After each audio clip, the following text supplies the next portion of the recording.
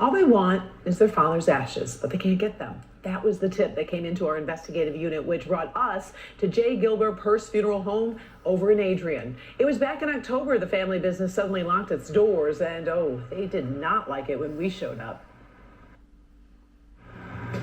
Get off my property!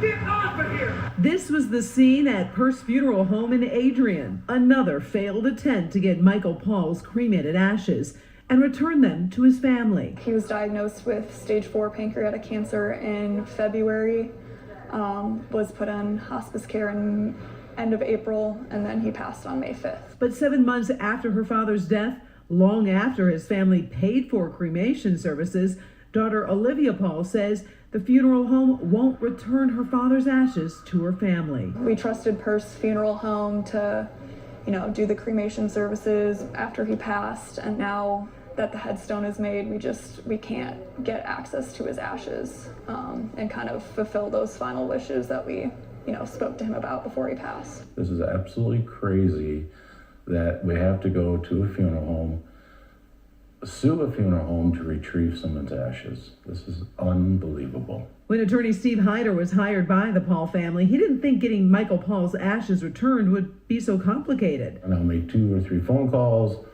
I can resolve this issue, and we'll be on a merry way, and everyone will be happy, and we can lay Mr. Paul to rest.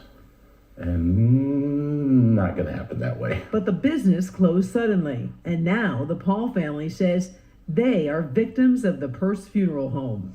The longer this drags out, the longer it could be for them to be misplaced, the more likely it could be for them to be misplaced. That's my biggest fear, is that something will happen and we won't ever be able to find his remains.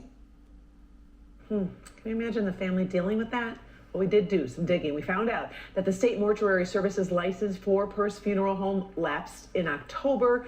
So it's really unclear when or if the funeral home will open its doors again. And no one with the funeral home would speak to us on camera. Over the phone, the owner, Marilee Purse, said the Paul family will get Michael Paul's ashes, but she didn't say when.